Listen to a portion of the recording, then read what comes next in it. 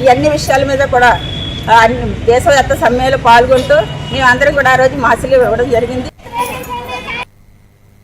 శ్రీకాకుళం జిల్లా ఆముదాలవలస నియోజకవర్గంలో Janasena party incharge Pedada Rammohan Rao media సమావేశంలో వైసీపీపై తీవ్ర విమర్శలు చేశారు. గత ప్రభుత్వ హయాంలో టీటీడీలో శ్రీవారి లడ్డూ తయారీలో నెయ్యి బదులు రసాయనాలతో కూడిన సింథటిక్ నెయ్యి వాడి భక్తుల మనోభావాలను దెబ్బతీశారని హెచ్చరించారు. ఏదైతే మన కలియుగ దైవం శ్రీ వెంకటేశ్వర స్వామి వారి ప్రసాదం లడ్డూ ప్రసాదంలో కల్తీ జరిగిందని మనకి ప్రభుత్వం ఏదైతే కూటమి ప్రభుత్వం వచ్చిన కొన్ని నెలల్లో తెలిసింది.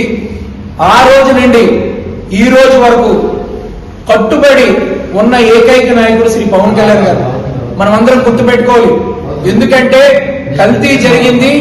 ప్రజలు ఎంతో అంటే నిజంగా చెప్పాలంటే ప్రజలందరూ ఎంతో బాధపడుతున్నారు. లడ్డూలోన మన శ్రీవారి లడ్డూలో కల్తీ జరగడం ఏంటి అని ఎంతో బాధపడుతున్నారు. సనాతన ధర్మం అనేది సనాతన ధర్మ స్థాపకులు శ్రీ పవన్ కళ్యాణ్ గారు. ఆయన ఎప్పుడైతే సనాతన ధర్మం అని మొదలు పెట్టారో ఈ రోజు మన దేశం మొత్తం ఆయన వైపు చూస్తుంది, ఈ రాష్ట్రం వైపు చూసింది.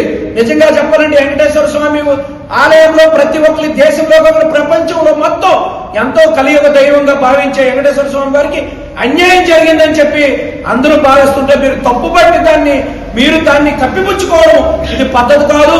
మిత్రులందరికీ విజయనగరం